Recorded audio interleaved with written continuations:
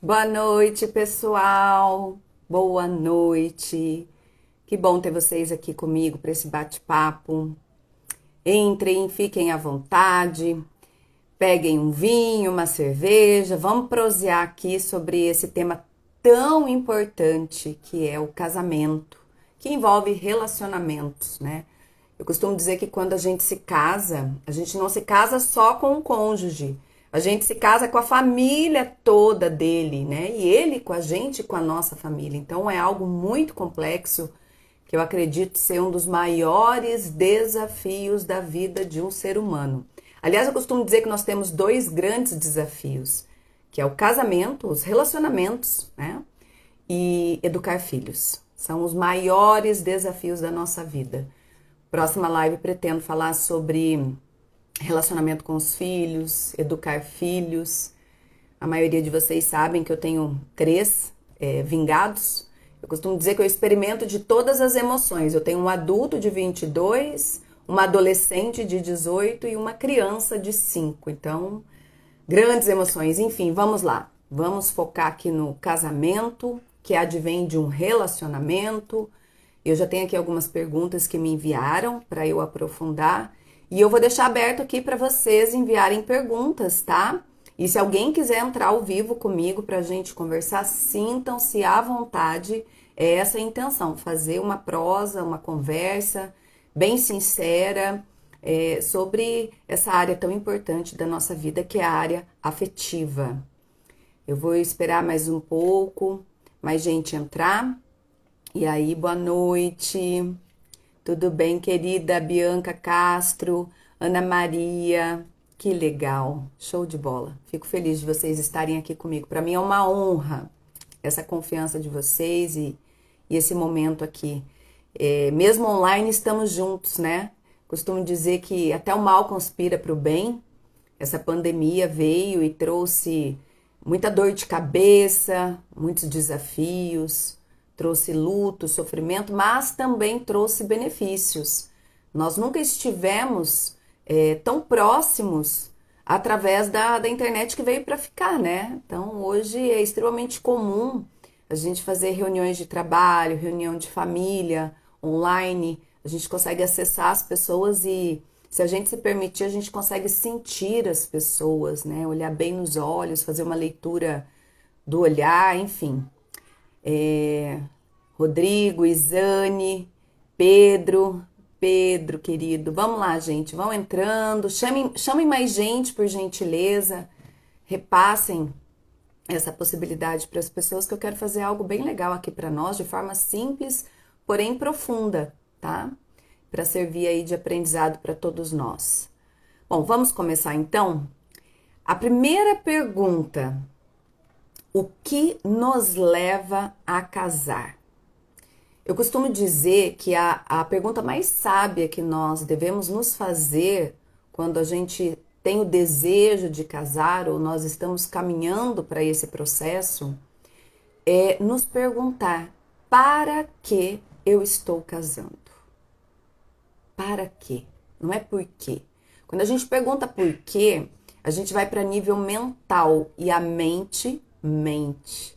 Quando a gente pergunta para quê, nós vamos para um nível espiritual, um nível emocional, um nível de alma, de propósito. E aí a gente realmente consegue acessar uma grande verdade. Para que nos casamos? Geralmente as pessoas se casam para ter uma companhia, para ser feliz, para não estar sozinho nas tempestades e da vida, né? Porque a vida é repleta de desafios. E esses motivos, eles não são suficientes para manter um casamento em pé. O que é um casamento em pé? Um casamento promissor, um casamento saudável, um casamento bom para ambos, não importa se esses ambos é um homem e uma mulher, são dois homens, são duas mulheres, casamento é casamento, relacionamento é relacionamento. E quando nós nos casamos com essas intenções, né, para ser feliz, para ter companhia, para não estar só, a gente aumenta, triplica os nossos desafios. Nós deveríamos ter a intenção genuína de nos casarmos para nos lapidarmos como pessoas, para formarmos uma família feliz e saudável, para nos conhecermos verdadeiramente. Essas são as principais razões que mais solidificam o casamento. Por quê? Porque todo relacionamento, ele é um espelho. O que a gente vê e vivencia no outro é aquilo que está em nós. Se existe forma mais profunda de se conhecer, além do casamento, dos relacionamentos, eu desconheço.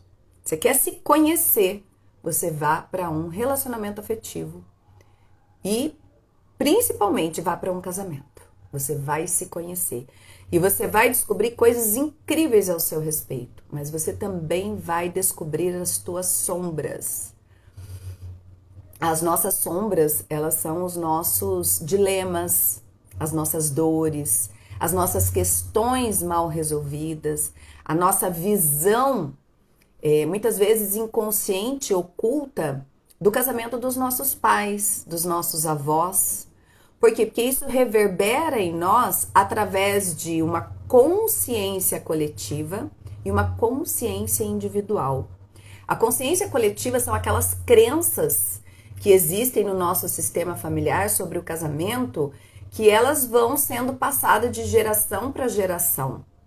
E a consciência individual é aquela leitura que nós fazemos do relacionamento dos nossos pais e dos nossos avós, através daquilo que a gente vivencia com eles, através daquilo que a gente olha, que a gente participa, que a gente evidencia. E muitas vezes, isso acontece geralmente na infância, né? Porque a nossa personalidade, ela se desenvolve, claro, durante a vida toda. Mas as bases da nossa personalidade se desenvolvem principalmente da fase intrauterina aos 7 anos de idade. Então, tudo aquilo que a gente vivencia, que a gente vê, passa a se tornar uma verdade para nós. Essa verdade nós chamamos de crenças. Existem as crenças limitantes e as crenças expansoras. Então, por exemplo, uma criança que se desenvolve num lar onde os pais têm um casamento saudável, isso não significa que eles não brigam, isso não significa que eles não se desentendem, mas que eles se ouvem, eles se respeitam, eles se permitem se tornar pessoas melhores para manter aquela relação, aquele casamento, aquela família saudável. Essa criança, ela passa a olhar com bons olhos para os relacionamentos, para os casamentos. Então ela passa a almejar para a vida dela, porque desde criança a gente já começa a sonhar, que quando ela crescer, quando ela for se casar, que ela quer ter uma relação saudável. E aí ela acaba atraindo pessoas saudáveis para as suas vivências afetivas. Quando a criança se desenvolve num lar turbulento, onde os pais brigam muito, se desrespeitam, não se entendem, não se comunicam adequadamente, a leitura que ela faz é que casamentos são infernais. E aí, como ela se desenvolve com essa crença, daí é uma crença limitante. O primeiro exemplo é uma crença expansora. Tudo que expande é positivo e atrai boas energias, boas coisas, boas pessoas, boas experiências. No caso negativo da criança que experimentou de situações bastante negativas dos pais, ela fica na crença limitante. Limitante é tudo aquilo que limita, que subtrai, que reduz. Então ela se desenvolve com essa crença limitante e ela tende a atrair pessoas com pensamento semelhante, de que casamento é o inferno. Então ela vai se juntando, ficando, namorando, chega a um noivado, a um casamento com uma pessoa que tem uma crença limitante muito parecida com a dela. E aí elas vão fortalecer essa crença vivenciando de fato um inferno. Mas como assim, Vanessa, atrair? A gente atrai pessoas e situações que estão alinhadas na mesma vibração que nós. E tudo é vibração, tudo é energia. Isso a gente aprende na escola, nas aulas de física, de química.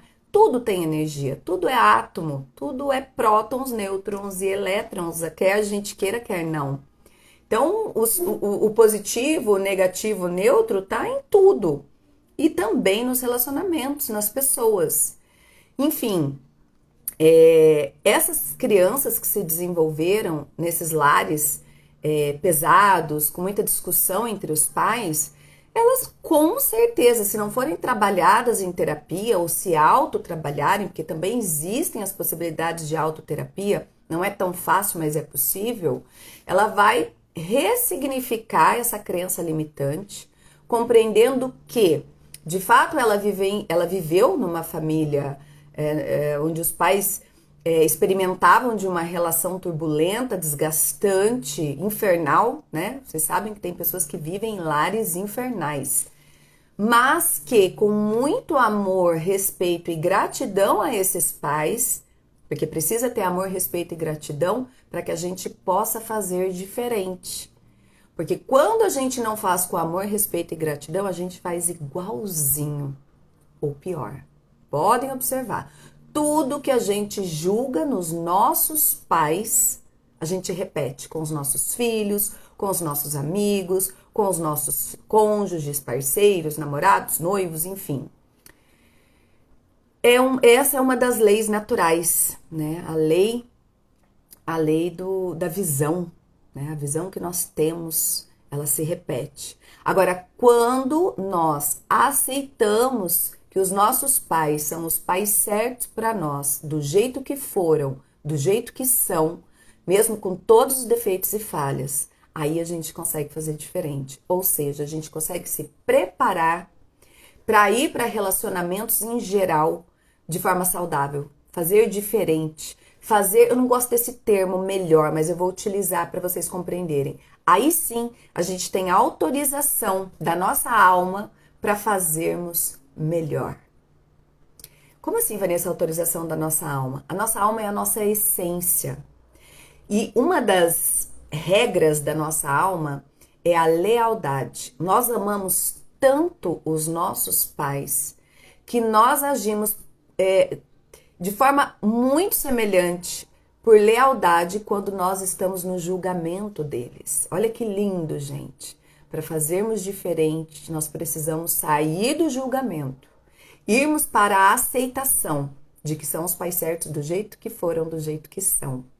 E aí sim, a gente seguir adiante para fazer diferente, de forma saudável e quebrar. A gente tem a oportunidade de quebrar os karmas familiares.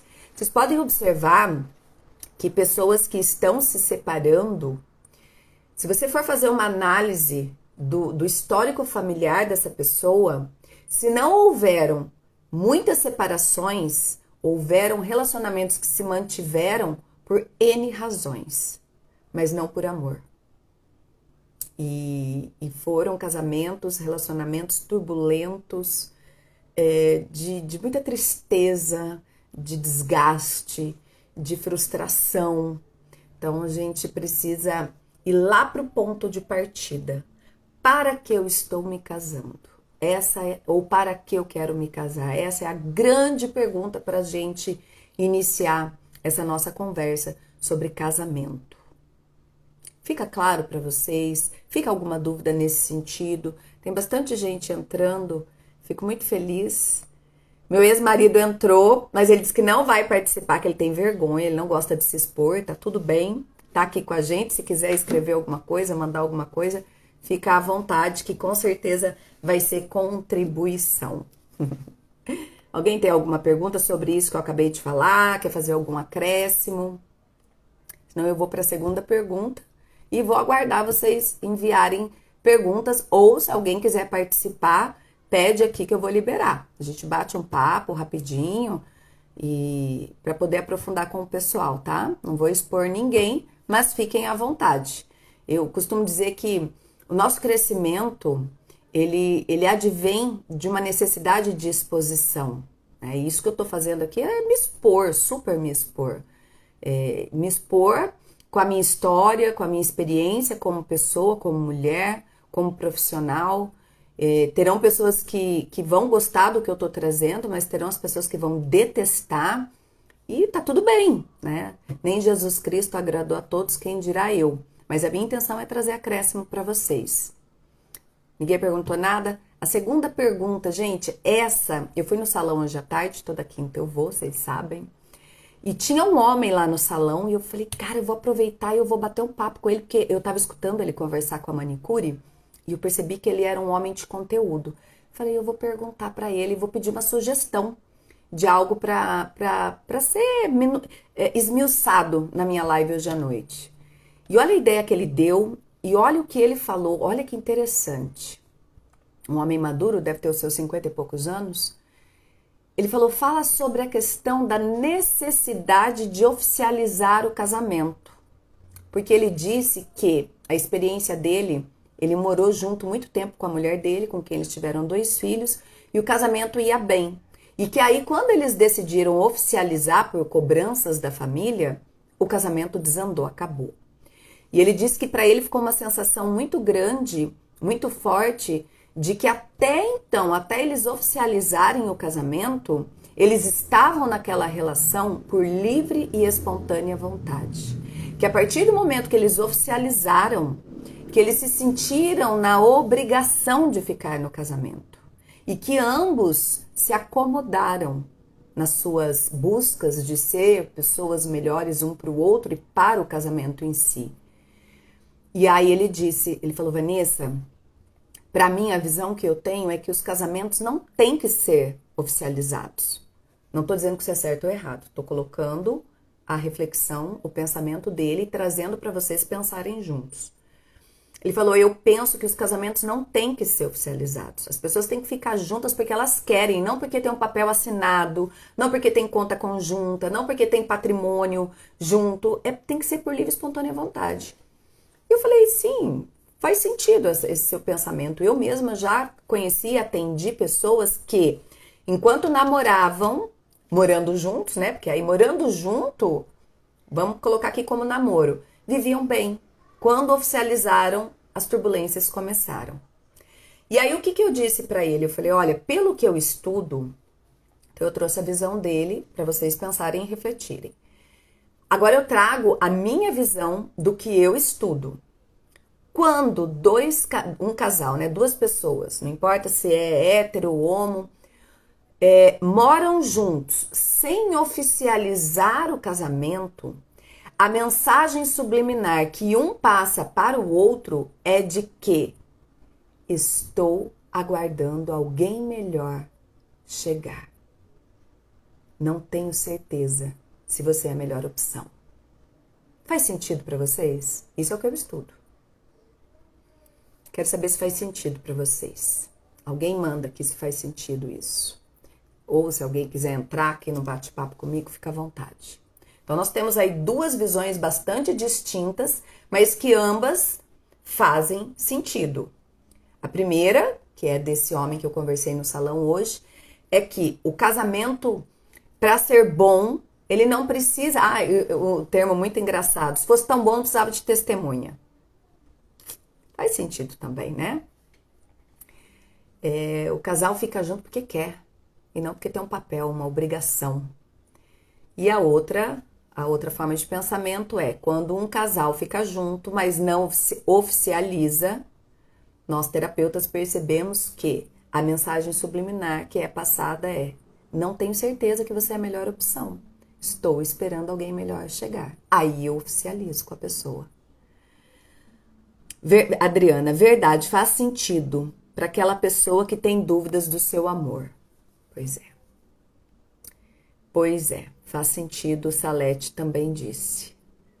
Então, para vocês faz mais sentido a opção que eu trago com base no que eu estudo. Ok. Por que homens são tão ligados a sexo? Essa é uma outra pergunta que me enviaram. Na verdade, os homens e as mulheres, né, o ser humano é ligado ao sexo. Aliás, todos os seres viventes, os animais. Por quê? Porque é através do sexo que nos mantemos vivos. Se as pessoas não fizessem sexo, a humanidade já teria acabado há muito tempo. Se os animais não fizessem sexo, eles já teriam deixado de existir há muito tempo. Então, o sexo, ele é algo natural dos seres viventes, todos. Porém, culturalmente, para o homem, o sexo é algo saudável e liberado. Culturalmente, para as mulheres, o sexo é algo vergonhoso. Uma mulher sexualizada, uma mulher que sente tesão, uma mulher que está sempre disponível para ter relação sexual, não é vista com bons olhos. Então as mulheres por muitos anos elas ficaram presas a essas crenças limitantes de que mulher decente é uma mulher que aceita o sexo, porém não gosta de sexo. Essa é uma visão cultural. E aí, nessa quebra de paradigmas que a gente tem vivido, acredito que desde o ano de 1970, 1980, as mulheres começaram a se sentir no direito de se liberarem. E a partir disso, as mulheres têm assumido que gostam de sexo e têm se permitido viver experiências sexuais. E ainda assim, nos dias de hoje, facilmente vocês escutam outras mulheres julgando as mulheres que gostam de sexo. Para muitas, uma mulher solteira que se permite ter relação sexual com outros homens é uma mulher promíscua. Mas, para a sociedade, um homem solteiro que tem relações sexuais com outras mulheres é um homem saudável, é um homem ativo, é o garanhão. Então percebam que existe aí uma grande falha da humanidade com relação à visão do sexo para o homem e para a mulher. Eu acredito que quando as mulheres evoluírem nesse sentido e se permitirem gostar do sexo sem se sentirem promíscuas, não tô falando que é para sair transando à torta e direita, nada disso, gente, por favor. Mas se permitirem, até o índice de orgasmo atingido vai aumentar. Porque eu não sei se vocês sabem, mas apenas, isso é científico, já é comprovado, já fizeram vários estudos sobre isso, 100% dos homens chegam ao orgasmo. Seja sozinho, através da masturbação, ou seja, no ato sexual. Porém, pasmem, 38% apenas das mulheres atingem o orgasmo numa relação sexual. E, se eu não me engano, 72% das mulheres atingem o orgasmo na masturbação. Por que não 100% na masturbação? Porque muitas se tocam e se masturbam com sentimento de culpa. Elas sentem aquela sensação gostosa, mas elas não conseguem atingir o orgasmo porque elas se sentem culpadas por estarem tocando o seu próprio corpo, se descobrindo como mulher, se permitindo prazer sem ter que recorrer a um homem. Olha como que a coisa vem lá de trás, né? Lá dos primórdios, lá da base da existência humana. Então, a resposta para essa pergunta, por que os homens são tão ligados ao sexo, eu faria uma outra pergunta. Por que ainda somente os homens estão permitidos a gostar e admitir que gostam de sexo e as mulheres não? E isso se torna um grande problema num casamento. Por quê? Porque o homem ele começa a se incomodar com a mulher que não atinge o orgasmo. Ele se sente impotente, incapaz, ele se incomoda. E a mulher que não consegue atingir o orgasmo vai perdendo o sentido ter relação sexual com o marido. Porque ela vê ele chegar ao ápice, ele ir para a lua e voltar, e ela fica ali no quase, no quase, no quase e não consegue. Então vocês percebem que a solução está numa questão cultural para que depois ela venha a refletir na questão relacional? Como é sério isso, né? E vocês sabem que um dos pilares para um bom casamento é o sexo. O casal, não importa se é homo ou hétero, ele pode ter uma relação incrível no sentido de parceria, respeito, admiração, mesmo foco, mesma meta de vida, mesmos hábitos e costumes. Se eles não tiverem uma vida sexual ativa, eles se tornam irmãozinhos. Deixa de ser casal. Então, um dos pilares e uma das bases de um casal, de um casamento, é o sexo. É aí, inclusive, quando esse casal para de ter relações sexuais, que vai nascendo um abismo entre eles e facilmente outra pessoa entra. Por quê? Porque nós, seres humanos, somos sexualizados. E aí o homem tem uma necessidade muito grande do sexo, que isso faz parte de uma questão fisiológica, biológica para a procriação e para nos mantermos vivos, acaba buscando fora. Porque ele precisa, inconscientemente muitas vezes. Porque isso está no nosso DNA emocional. Faz sentido para vocês, gente? Vocês querem mandar pergunta? Alguém quer entrar e participar comigo? Gente, fica muito à vontade. Estamos aqui para isso mesmo, para falar sem vergonha.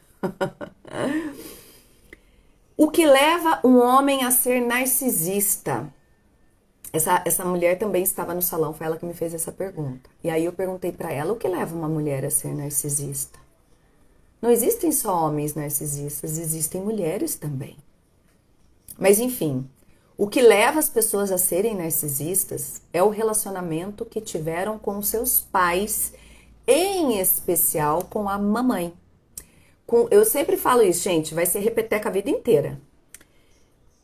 Quem é a primeira pessoa com quem nós nos relacionamos quando chegamos no mundo? Com a mãe. Depois entra o pai. Se essa mãe, essa mulher não está preparada para viver a maternidade e ela não está saudável emocionalmente, ela vai projetar todas as suas frustrações e todas as suas questões mal resolvidas na sua infância no seu filho. Tá, mas o que isso tem a ver com casamento? Tem a ver que essa criança, filha de mãe adoecida emocionalmente, com tendências ao narcisismo, vai se tornar uma também. Então, ela vai na vida adulta para relacionamentos de forma adoecida. Portanto, ela vai atrair pessoas que também estão adoecidas. Lembrando que semelhante atrai semelhante.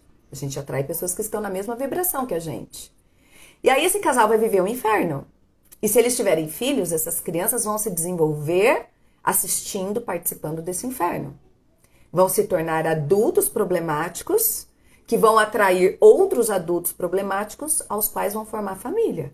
E aí a coisa vai. E quando você vê, são 7, 8, 9, 10 gerações vivendo relacionamentos infernais. Então não existem só homens narcisistas, existem mulheres também. E isso é muito sério. Por isso que eu falo, namorem por pelo menos 2 anos antes de se casarem. Ou antes de morarem juntos. Ah, não quero casar, não quero oficializar. Tudo bem, não estou dizendo que isso é certo ou errado. Mas antes de morar junto, namorem por pelo menos 2 anos. Por quê? Porque a ciência também comprovou que a paixão, que é quase que um estado de demência, tá? Porque a pessoa ela fica fora de si. A gente vê qualidades que não existem quando estamos apaixonados e a gente não vê características negativas que de fato existem, porque estamos apaixonados. E aí a gente casa e se frustra, porque aí a gente vai conhecer a pessoa de verdade. Ou a gente descobre ali no início do casamento que a gente não ama. Putz, o que eu fiz da minha vida? Eu não amo esse cara, eu não amo essa mulher. Mas eu amava. Não, você estava apaixonado. O amor, ele vem da paixão. É natural a gente se apaixonar. É praticamente impossível a gente amar de imediato. É impossível, na verdade, amar de imediato, porque o amor vem da convivência e da admiração. Mas como é que você pode garantir que você admira alguém com a qual você convive apenas 3 meses? Sendo que essa pessoa pode estar utilizando de máscaras para te encantar, porque quer ficar com você. Não porque ela é má, mas porque ela quer ficar com você. Ela quer você. Então ela vai parecer ser a pessoa mais incrível do mundo. Mas os demônios e as sombras dela, ela vai mostrar depois, porque por até 3 meses a gente consegue usar máscaras. Tá? Isso é da natureza humana também. Então percebam que, novamente, a solução está na base. A solução está lá nos primórdios, lá na infância, lá no relacionamento do papai e da mamãe que a gente assistiu. É aquele ideal de casamento que a gente teve, que a gente decodificou para nós e que a gente utiliza como lentes para buscar os nossos parceiros. Exatamente assim. Ah, essa aqui é interessante. Quais são os pilares do bom casamento? São 7 pilares. Eu sugiro vocês anotarem, gente. Parceria. O que é parceria? Serem amigos, poderem contar tudo um para o outro, poderem desabafar, contar suas dores, seus medos, suas angústias e fazerem coisas juntos. A parceria é isso, é a amizade, literalmente é a parceria, a companhia um do outro. Vocês podem observar que casais que não fazem coisas juntos, não precisa fazer tudo junto, né? Não precisa, não é nem saudável fazer tudo junto. Mas fazer muitas coisas, a maior parte das coisas juntos, isso solidifica o casamento. Fazer esporte junto, fazer programações juntos, mas permitindo que cada um tenha a sua individualidade, a sua identidade e o seu momento de bolinha e luluzinha. O que é bolinha e luluzinha? Homem com homem, mulher com mulher. Por quê? Porque homens se abastecem de homens, mulheres se abastecem de mulheres. Energia masculina se abastece de energia masculina. Energia feminina se abastece de energia feminina. Aí esse casal, ele vai lá pros bolinha, vai jogar baralho, vai jogar futebol, vai fazer um happy hour com os amigos, vai fazer, sei lá, alguma coisa lá só de homens. E ela vai pra Luluzinha, vai lá com as mulheres, vai lá se abastecer da energia, vai lá conversar, vai lá trabalhar a feminilidade dela e ele trabalhando a masculinidade dele. Depois esse casal fica junto, namoram, transam. Ali eles descarregam essa energia armazenada. E nos dias seguintes se abastecem novamente. Vocês podem observar que eu me incluo no passado. Mulheres que preferem amizades com homens e que quando tem churrasco, essas coisas, essas confraternizações, elas ficam mais no meio dos homens do que das mulheres, elas estão reverberando na energia masculina. Uma mulher despolarizada da energia feminina é uma mulher mandona, controladora, briguenta, brava. É uma mulher que faz demais, puxa fila, abre a porta do carro para o homem, carrega mais sacola pesada que o homem quando estão voltando do mercado. Aí o que acontece? Essa mulher começa a ficar cansada, esgotada, irritada, começa a subestimar esse homem, brigar com ele, pegar no pé dele. Esse homem fica chateado, emputecido, obviamente, e começa a perder o desejo de estar próximo dessa mulher. Começa a ir para fora, cada vez mais longe. E é aí que muitas coisas acontecem, né? Mas lembrando que uma mulher que está mais no seu masculino, ela acaba atraindo homens que estão mais no feminino. Porque nessas mesmas confraternizações e churrascos, vocês podem observar que tem muitos homens que preferem estar ali no meio das mulheres do que no meio dos homens. Então o que ele está fazendo? Ele está se alimentando conscientemente ou inconscientemente da energia feminina. Homem é energia masculina. Ele tem que se alimentar da masculina. É assim que ele se mantém um homem ativo de postura. E a mulher, gente, por favor, compreendam isso que eu vou dizer. A mulher é mais passiva. Esse passiva não é de acomodada, não é de fraca, é de menos atitude. Isso também vem lá dos primórdios. Percebam que quando o espermatozoide adentra o corpo da mulher, é o espermatozoide que vai até o útero, até o óvulo, o gameta feminino. Não é o gameta feminino que vai lá na entrada da vagina pegar o espermatozoide. Então, a natureza humana é homem mais ativo e mulher mais passiva. Quando o casal está alinhado, ou seja, o homem está mais na sua energia masculina e a mulher mais na sua energia feminina, esse casal vive uma relação muito mais harmoniosa, saudável do que os casais despolarizados. É só vocês observarem. Então, o primeiro pilar, parceria. O segundo pilar, respeito. E o respeito é entre o casal, desde a forma de conversarem, de se tratarem, de pedir um copo d'água ou pedir um grande favor. E o respeito pela família do outro. Não adianta o casal se respeitar, mas a mulher viver falando mal da sogra. Ou o homem viver falando mal do sogro ou dos irmãos dessa mulher. Ou essa mulher estar sempre falando mal dos irmãos, dos familiares desse homem. Por quê? Voltando naquela tecla, a nossa alma, nossa essência é leal aos nossos. Só a gente pode falar mal deles, ninguém mais. Quando vem outra pessoa e começa a falar mal dos nossos familiares, das nossas raízes, a nossa alma se irrita profundamente. É aí que um começa a cutucar o outro e vira aquela guerra de egos. Então não adianta haver o respeito somente entre os dois. Ela tem que respeitar a família dele, ele tem que respeitar a família dela.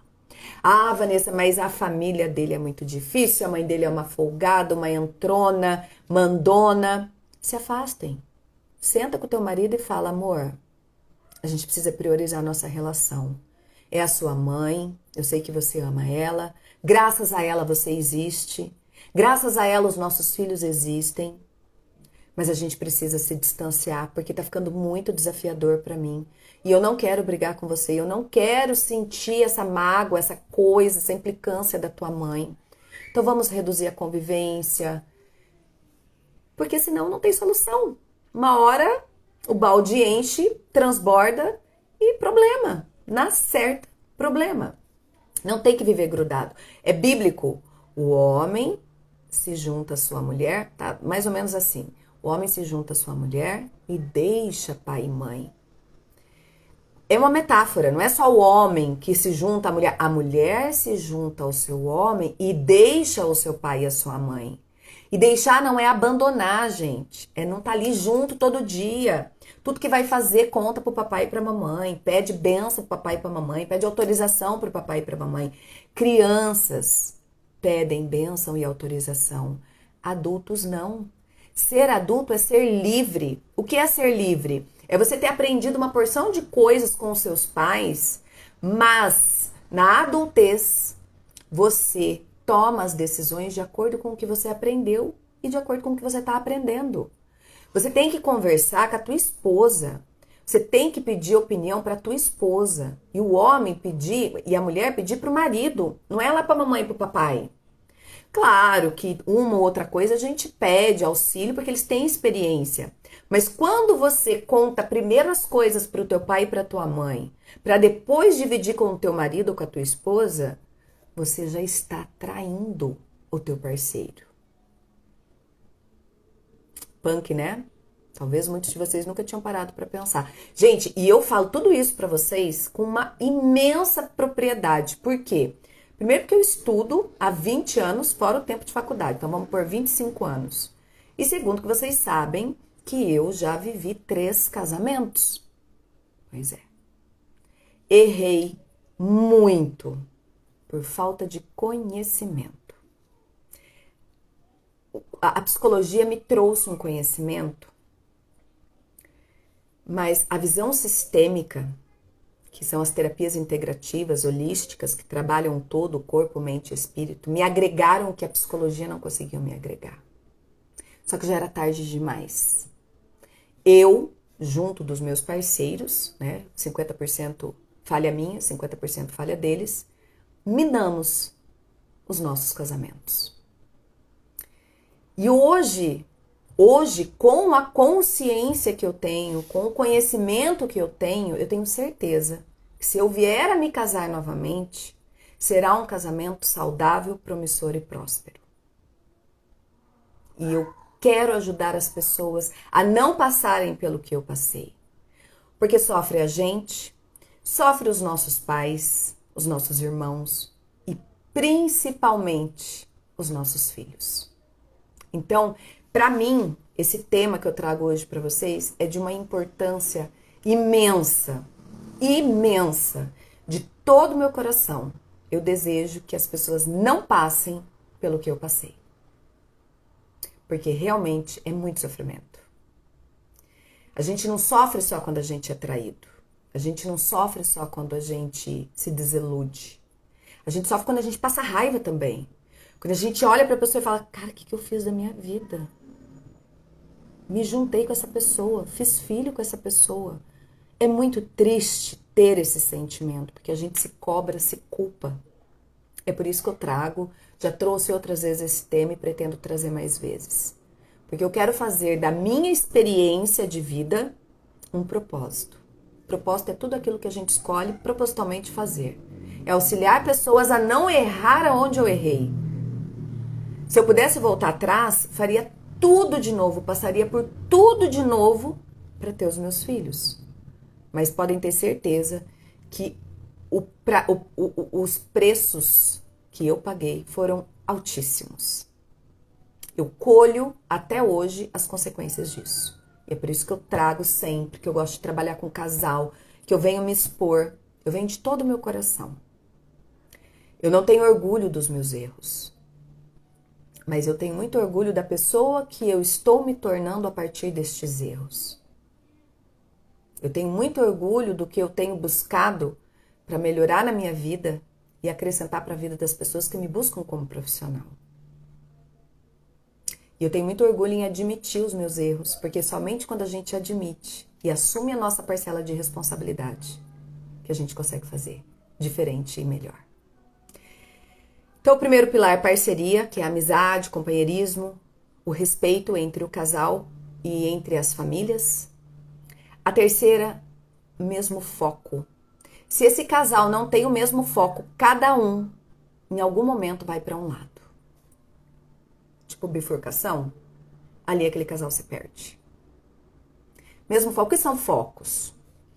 Se um gosta de gastar mais do que ganha e o outro gosta de poupar, eles vão ter problemas.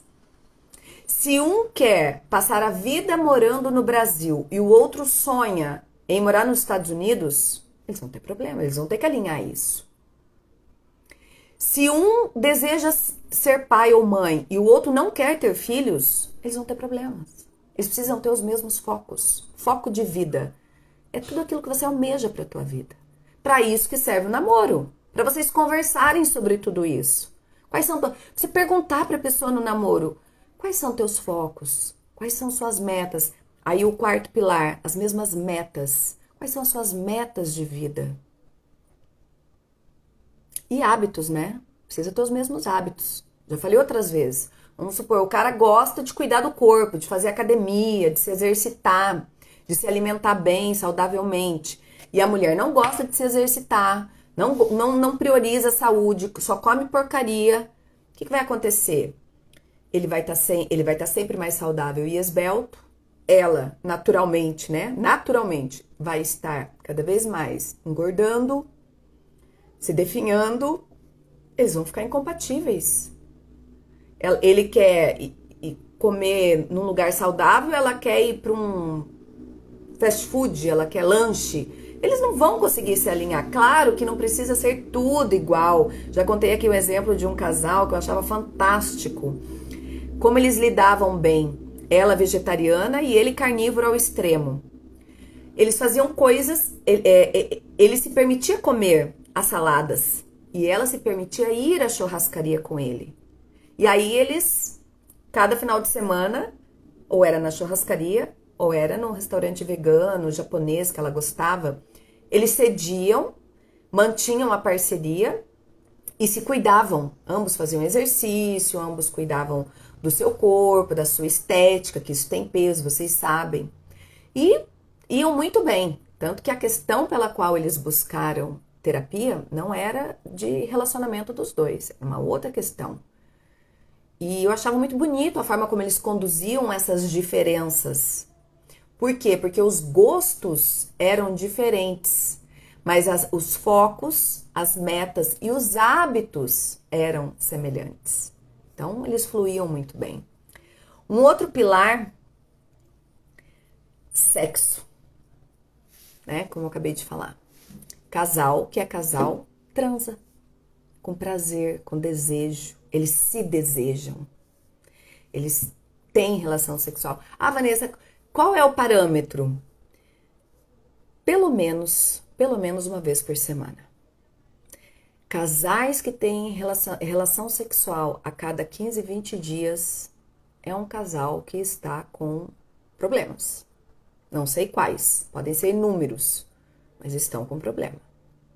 Pelo menos uma vez por semana se faz necessário e profundamente saudável que o casal tenha relação sexual com prazer. Com prazer.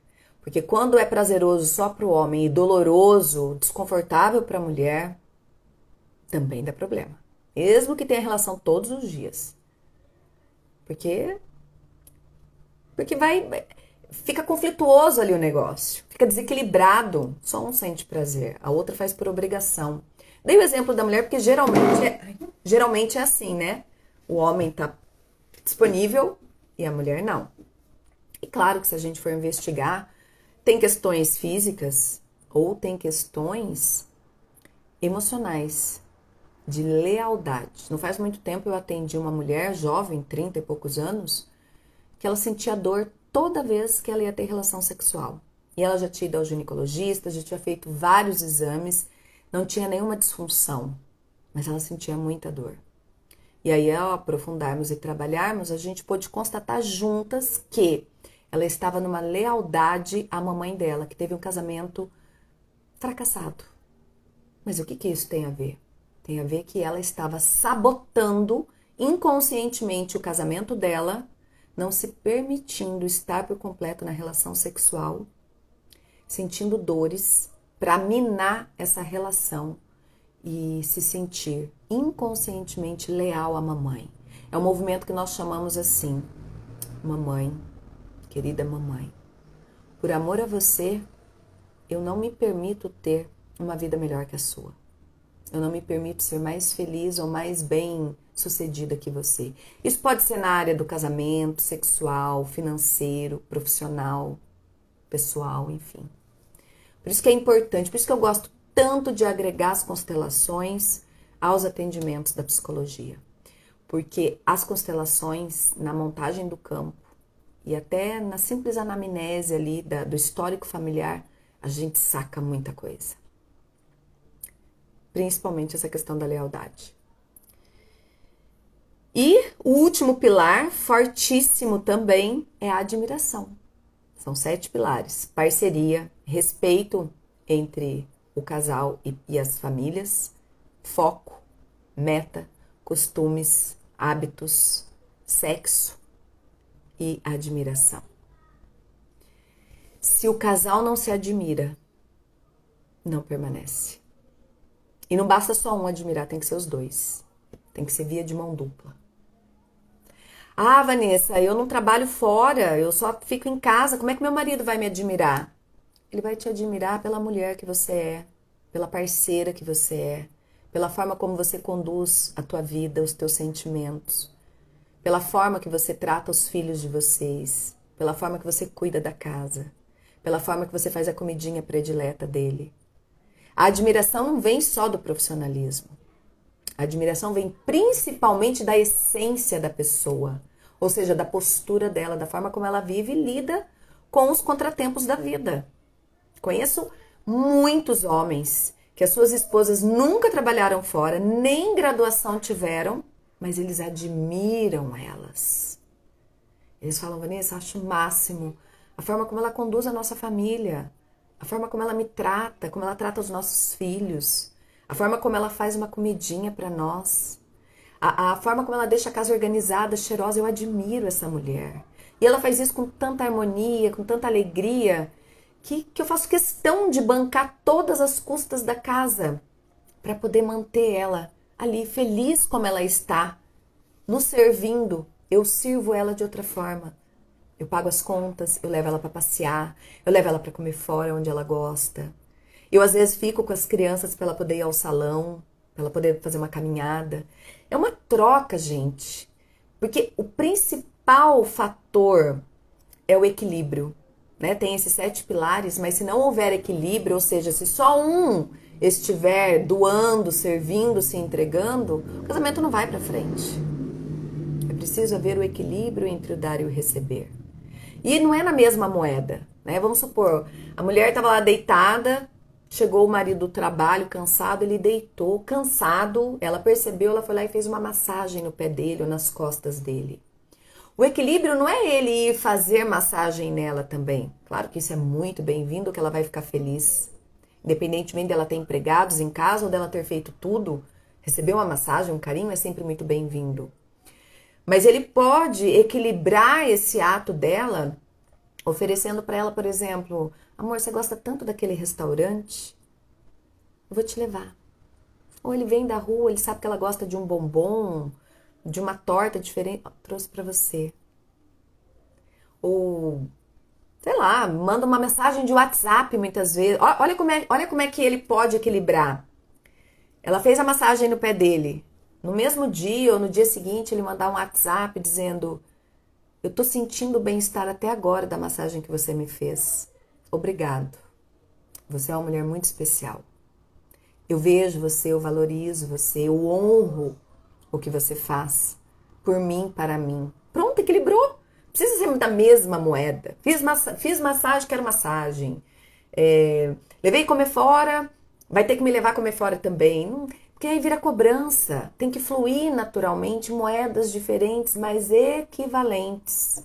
Fica claro? Faz sentido para vocês? Bom, ninguém contestou nada até agora. Deve estar fazendo sentido, né? Fico feliz. Mas enfim, gente, gratidão, Sirlene, gratidão, gratidão você por estar aqui. Vocês têm alguma pergunta? Alguém quer entrar aqui no bate-papo comigo? Participem, gente. Tô aqui, ó, entregue para vocês, de todo o meu coração. Live incrível, gratidão. Vocês querem participar? Faz todo sentido. Que bom, fico feliz, muito feliz. Aprendi na dor. Eu sempre digo também. Tem 2 formas de aprendizado, na dor e no amor. Eu era muito orgulhosa, muito teimosa, muito cabeça dura. Aprendi muitas coisas na dor.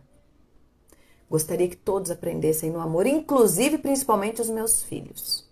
Mas o coco não cai longe do coqueiro, né? Pé de laranja não dá limão, como diz uma cliente minha.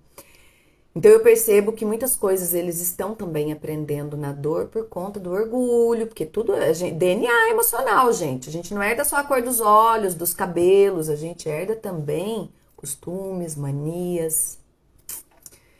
E eu percebo que muitas coisas eles estão aprendendo no amor, mas não é por falta de eu falar. Eu sempre digo, olha, eu aprendi na dor, gostaria que você aprendesse no amor, me escuta. Tô falando que eu tenho experiência de vida, pelo menos me escuta, não precisa nem concordar comigo. E eu falo isso para meus clientes também. A gente pega amor em cliente, eu pego amor. Pego amor, como se fosse... Os meus clientes se tornam uma espécie de familiares para mim. Sabe aquele parente distante, mas que você tem carinho, que você torce por ele? Para mim é assim. Pô, a pessoa me entrega a vida dela, os sentimentos dela, confia em mim, como é que eu não pego? Amor, carinho. E eu sempre falo para os meus clientes também. Não precisa concordar comigo, não precisa acreditar em mim, mas se permita ouvir, assimilar, absorver, observar e experimentar o que eu estou te falando. Coloque em prática, experimenta. Se fizer sentido, se resolver a tua questão, show. Se não fizer sentido, não resolver, tá tudo bem. Mal não vai fazer, porque eu não dou conselhos negativos e adoecidos, justamente porque eu venho de um histórico de muito aprendizado. E eu digo para eles, desejo que você aprenda pelo amor, não pela dor, como foi comigo. Mas aí fica a critério e escolha de cada um, né? Já fui também no passado uma terapeuta salvadora. Pra vocês terem uma ideia, quando eu ensinava alguma coisa para um cliente, tipo, faça assim, faça assado, experimenta isso. Depois de uns dias eu mandava mensagem. E aí, você fez? E aí, deu certo? Né? Aquela salvadora. Hoje não. Hoje eu falo, exponho, sugiro, ensino, proponho e deixo. Respeito o livre-arbítrio e a escolha das pessoas. E com os meus filhos também. É claro que a gente acaba insistindo mais porque são filhos, estão ali com a gente, é até uma obrigação maior. Mas a gente tem que respeitar as decisões, as escolhas das pessoas. Porque elas precisam amadurecer, elas precisam aprender. Né? Então, ou vai ser pelo amor ou vai ser pela dor. Gente, e aí? Perguntas? Eu nem sei há quanto tempo a gente tá aqui. Eu imagino, tô sem relógio aqui no meu celular por estar gravando, eu não consigo ver. Mas eu imagino que a gente deva estar já uns 35 minutos de live. Vocês têm alguma pergunta? Alguém quer participar comigo? Se não, eu vou encerrar aqui. Que aí eu trouxe as perguntas que me fizeram, desde que eu disse que faria live, e estão todas respondidas. Vou respeitar a escolha e decisão de vocês. Se não querem dar continuidade, a gente encerra por aqui. Vou deixar gravada a live, vou compartilhar no Instagram, no YouTube. Enfim, acredito que é isso então, né, pessoal? Espero que eu tenha sido contribuição. Agradeço quem ficou comigo do início ao fim. Estamos em 10 pessoas. Gratidão pra mim. Ah, você fez? Peraí, Zane. Então, peraí que eu vou voltar, querida. Faço questão. Não gosto de deixar ninguém no vácuo. Aqui, achei. Quando a pessoa gosta da outra, mas acaba tendo coragem de dizer que não ama, mesmo depois de muitos anos enrolando, melhor sair dessa relação? Aí depende, é um gostar de irmãozinho? Tipo, eu gosto de você como pessoa, eu quero teu bem. Ou eu gosto de você, ainda não te amo, mas eu quero me disponibilizar a amar, porque eu sinto que você é uma pessoa bacana para eu amar, para dividir a vida, para somarmos juntos. Porque insistir em relação de irmãozinho não é legal. Inclusive eu falo para casais que o amor existem vários tipos de amor, tá? Mas eu vou trabalhar aqui basicamente com dois, que é o amor eros e o amor fraterno. O amor eros é o amor de homem e mulher, de casal, tá? Para homossexuais também vale. É o amor de casal, casal que se ama. O amor fraternal é aquele amor que a gente tem pelas pessoas como se elas fizessem parte do nosso sistema familiar, mas que não é o suficiente para dividir uma vida. Então tem casais que de repente se descobrem se amando fraternalmente. Aí eu falo, aproveitem se separar agora, enquanto tá tudo apaziguado, tá em paz. Porque como não existe o amor eros, já já um ou ambos vão trair. Vão buscar fora o amor eros que não tem em casa. E aí essa harmonia, essa paz que vocês vivem vai acabar. E aí vocês vão se separar com mágoas, com ressentimentos, com raiva, com sentimento de vingança. Então eu sempre digo, sentiu que não tem amor eros, se separem antes que uma terceira pessoa entre. Antes que comece a faltar com respeito. Pra acabar de forma saudável, respeitosa. E um carregar o outro no coração para sempre. Com carinho, com consideração, né? Com boas lembranças. Então vai da sabedoria e sensatez de cada um, tá? Então, gostar não é o suficiente para dividir uma vida. Mas se você sente que existe possibilidade de vir a amar, insista um pouco mais.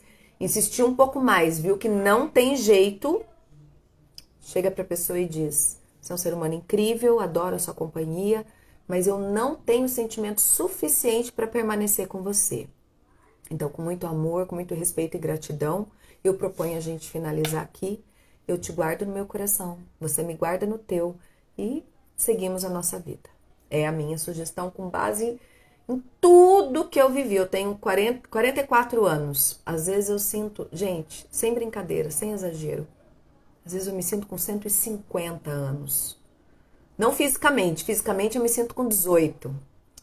Mas eu vivi muita coisa. Eu antecipei muita coisa, eu fui muito precoce. E só de ter vivido 3 casamentos, já pensem aí o tanto de experiência, né? Então, com base nisso tudo, eu trago aí essas reflexões, essas sugestões para vocês e até os meus atendimentos, né? Imagina, nesses 20 anos, sem dúvida alguma, eu já atendi mais de 10 mil pessoas. 20 anos na ativa, não fiquei um ano sem atender. Essa experiência de atendimento me traz também muito conhecimento. E eu falo que o sábio, ele aprende com o erro do outro. Me faltava sabedoria. Eu tinha a experiência dos meus clientes, mas eu nem sempre aplicava para mim. Hoje eu aplico tudo, eu utilizo tudo, pego tudo de exemplo para mim, para eu não ter que passar pelo que eles passaram. E isso me dá essa sensação de 150 anos. Bem legal. Então tá bom, pessoal, vamos finalizar, não veio mais nenhuma pergunta. Fala um pouquinho sobre ciúmes em excesso, mesmo quando não há motivos. A pessoa ciumenta, ela tem uma questão mal resolvida com a mamãe e com o papai, tá? Ela não se sentiu na infância verdadeiramente amada. Então ela ficou com esse sentimento de insegurança do amor do outro. E como nós somos uma projeção da nossa infância, a gente projeta nos nossos parceiros as nossas questões infantis. O ciumento, ele faz o outro romper, que é melhor romper do que sofrer a dor da dúvida. É muito louco isso, é uma dinâmica muito louca. Freud trazia isso com muita intensidade para nós, né? Para nós, estudantes de psicologia. E isso na visão sistêmica integrativa fica muito claro e evidente. Então, tem questões para resolver, tá? O ciumento, ele tá tão adoecido nessa insegurança que ele cria cenários na mente de situações de traição e ele vê coisas que não estão acontecendo, como se fossem miragens. É um grande sofrimento para o ciumento e para o parceiro do ciumento, tá? Não é só o ciumento que sofre, não. O parceiro vive um inferno, literalmente um inferno. Inclusive, já ouvi de clientes, tanto homens quanto mulheres, de marido, esposa, ciumento, dizer, olha, eu vou acabar fazendo para compensar o inferno que eu vivo, porque eu não faço nada e a pessoa vive brigando, pegando no meu pé, implicando, dizendo que eu olho diferente para a pessoa, que eu converso mais com a pessoa e eu não faço, então eu vou fazer para compensar o inferno que eu vivo. Isso acontece com muita frequência, tá? Então tem questões para resolver. Como é que resolve? Ressignificando. Como? Levando esse adulto lá para a infância, para as vivências infantis, colocando lá de frente com a mamãe e com o papai, isso metaforicamente, tá? Eu gosto de fazer isso através das constelações do campo, com os bonequinhos. A criança interior do adulto verbaliza tudo que ela sentiu, tudo que ela sente que faltou, entrega a leitura dos traços de caráter e de personalidade que ajuda a compreender as vivências infantis. E aí, a partir desse momento, com este autoconhecimento, o cliente tem a possibilidade de se libertar mudando a sua postura. Mas essa mudança advém do conhecimento, tá? A gente tem que explicar e auxiliar o cliente a compreender por que que ele age com tanto ciúme, por que que ele cria cenários, por que que ele vê coisas que não estão acontecendo, por que que ele malicia uma simples conversa do parceiro ou da parceira com um colega de trabalho. Tá? É um trabalho muito minucioso, um trabalho profundo, que é rápido, né? Dá para fazer isso em 3, 4 sessões, se for bem feito, mas é bem minucioso, requer muito conhecimento do terapeuta, tá? Da técnica.